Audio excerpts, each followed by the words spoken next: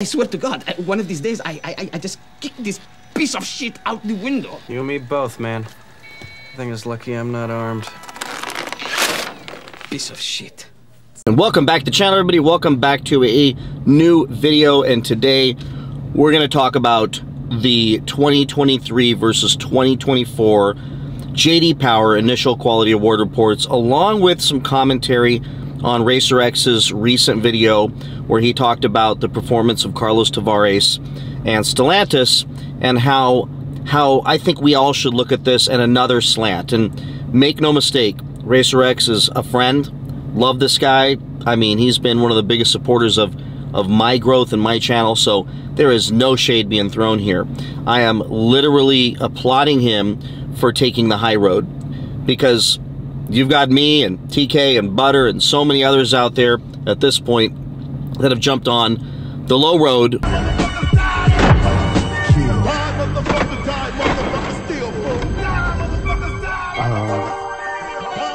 when it comes to Stellantis and Dodge and Jeep, Ram, Chrysler, and all the insanity that's taking place. And then you've got my friend Racer X that rises above it all, and I will tell you, I appreciate that. I think that balance is good. Would I love for him to jump on the bandwagon and take out the baseball bat and start bashing the daylights out of Stellantis with us?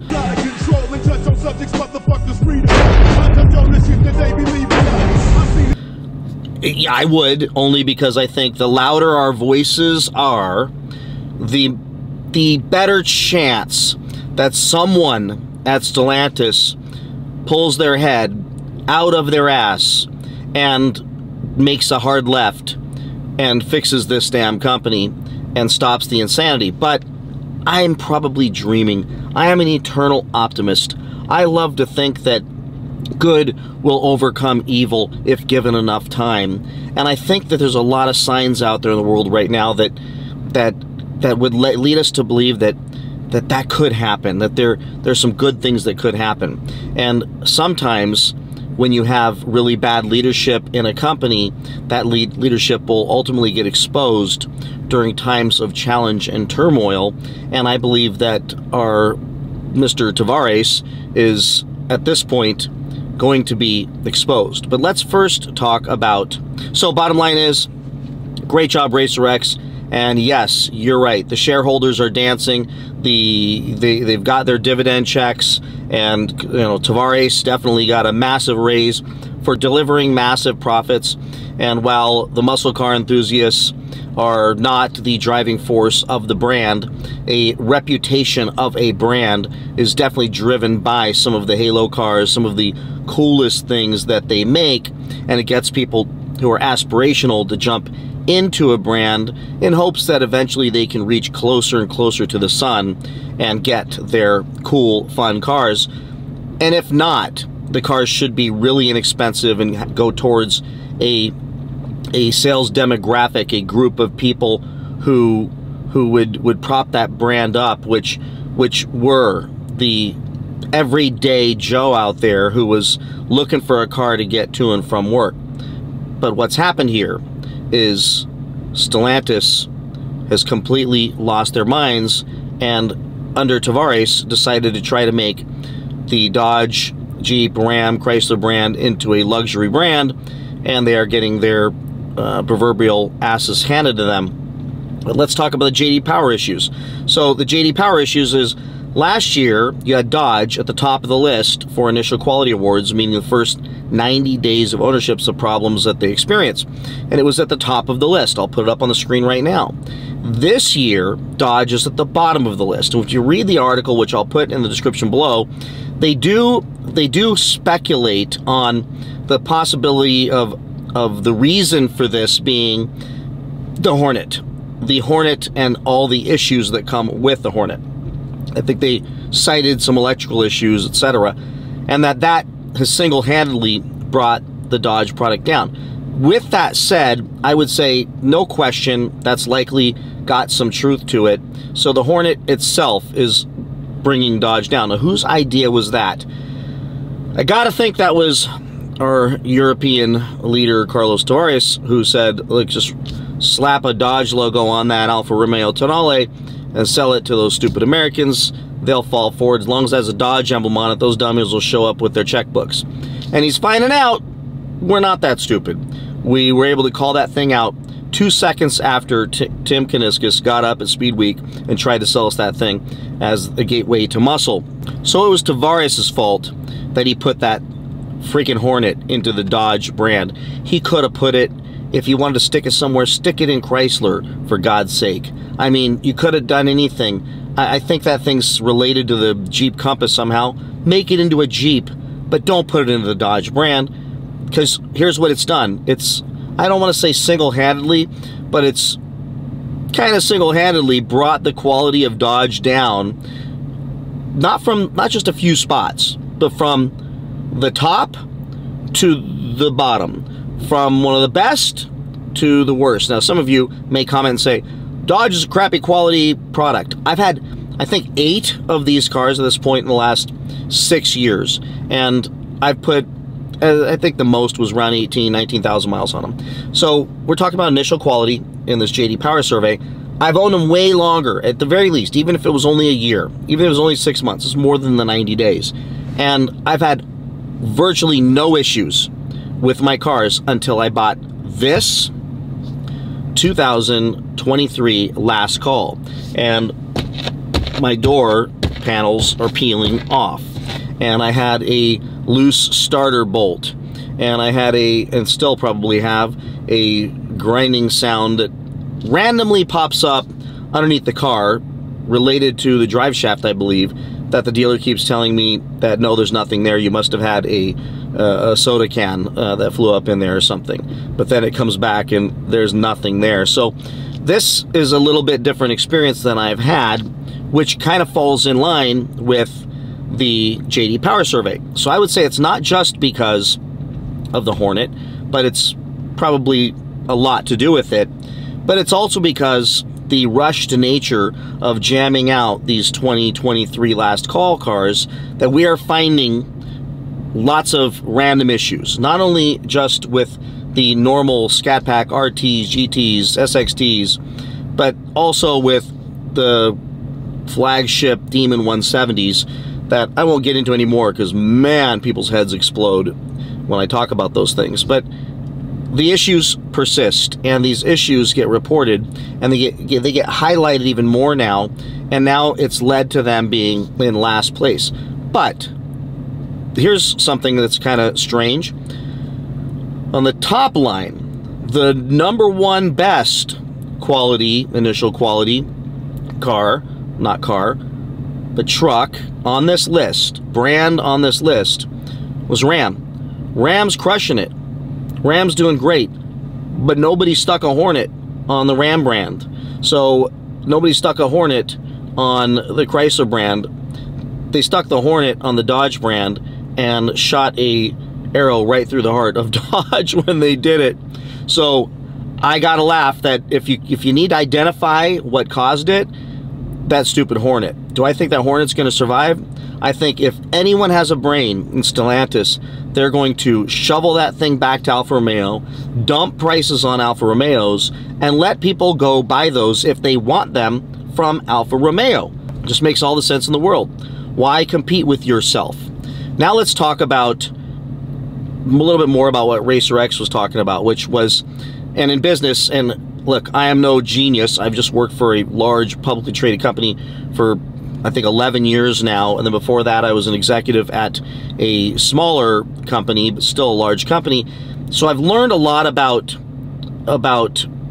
two things: lag measures and lead measures. And if you look at lag measures measure if you achieved the goal, meaning you're looking backwards. If what you did in the past year or past quarter or past month led to achieving that goal. So you're looking backwards. Then there's lead measures. Lead measures will tell you if you're likely to achieve the goal. And at this point, I would say that if we're just looking at lag measures, Racer X is 100% right. Carlos Tavares looks like Superman. He's delivered massive profits and delivered massive dividends to the shareholders. And he looks like a friggin' genius. He's cut costs like you wouldn't believe, and Wall Street tends to like that kind of thing because it appears that maybe the company can outrun their problems by cutting their expenses. But when problems are so prolific when it comes to the quality of the product, along with the brand recognition, the brand name, the brand integrity has been so damaged, not just by the manufacturer, but by the dealerships. And then every one of the high quality, awesome leaders that we all loved, like Tim Kuniskis, are gone, and they're left with what is really just a shell of a company. And now they're going to launch, on top of a Dodge Hornet, they're going to launch a Dodge EV muscle car that could get beat by a Tesla Model 3 that weighs 1,000 pounds more than a Tesla Model S, that can also get beat by a Hyundai Ioniq N, which is freaking hilarious, for 50 grand, and will likely cost way more. And they're hoping that people are going to line up, while the entire world is going the opposite direction of EVs and saying, look, I just read an article yesterday, it said it's like 50% of the people in America who own EVs are seriously considering going back to getting an ICE vehicle. So their timing, they're probably a solid 3 to 5 years past the hype of the EVs, and now they're showing up and saying, hey, look, we've got an EV. So I will tell you, if I'm looking at lead measures, not lag measures, which Racer X is 100% right about those lag measures. He looks like Superman, and we all look like we don't know what the hell we're talking about, because if you look on paper, this dude's delivering the numbers. But I'll tell you, if you look on, are they likely to hit their numbers? Are they likely to achieve their goals?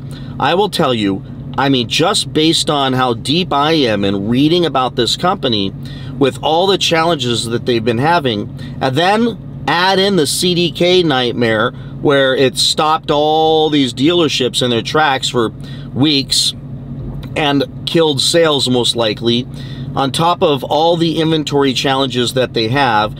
Even Ram, with great initial quality reports, has a massive supply issue with way too many cars out there. New Rams coming out with, I believe, inferior powertrains and potential issues, that the lead measures tell us that it's potentially very likely that the math isn't going to be as good for the shareholders. The math isn't going to be as good for Tavares and Stellantis and Dodge, Jeep, Chrysler, Ram. At this point, will start to pull down the rest of that company because of so many horribly bad strategic decisions. And at that point, I don't know how he unravels this. As a matter of fact, I don't think that he can, because his head's so stuck in cut my way to success that you can only cut so much before you start hitting bone. And when you start hitting bone, you start to cripple the patient. And at this point, the patient has had so much surgery that that patient can't recover, I believe, without a new doctor coming in and trying something different to rehabilitate that patient being Dodge, Jeep, Chrysler, and Ram. And that surgery is to either get rid of these EVs or make them a lot more sparse. Don't build as many, because you're going to flood your dealerships with cars that are going to be too much money, going to be harder to finance, they're not going to be practical, they're not going to make any sense for most people, and everyone's going the other direction right now. EVs have a place in the world. I am not saying they don't. I am not anti-EV. I don't believe they will replace ICE cars. I don't believe that. I think they are a great additional option that would fit the lifestyle of some people who don't drive too much or have their own ability to charge in their homes.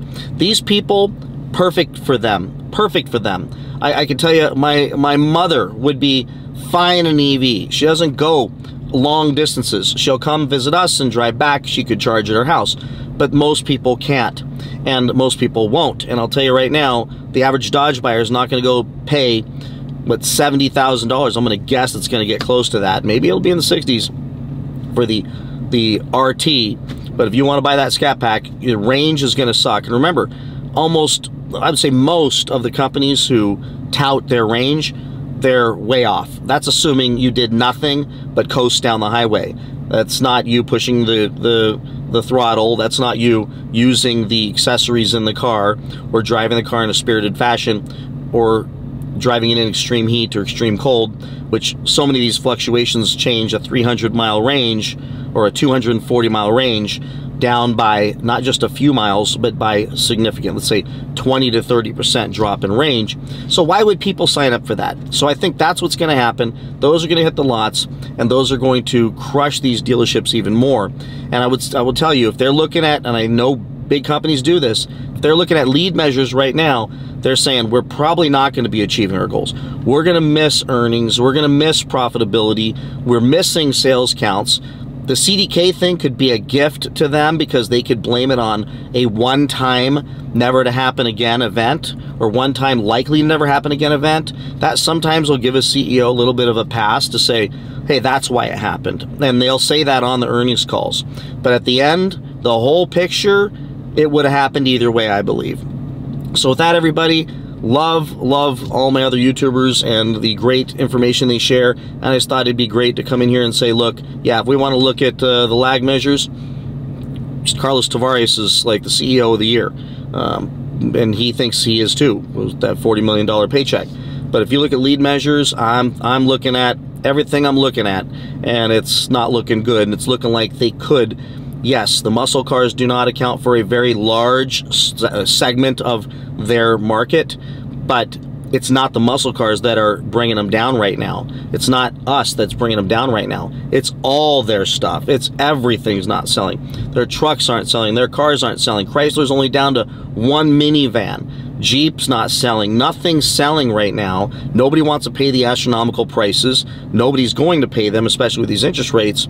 The dealers have tortured the living daylights out of all of us so much that none of us want to go there. We'd rather light ourselves on fire and slam our head in the door 15 times and go to another dealership, Dodge dealership, and fight with them about add-ons and $400 for nitro fill and $350 lug nuts. I mean, anything would be better than having to deal with that. So at this point, they made their bed. They need to lie in it.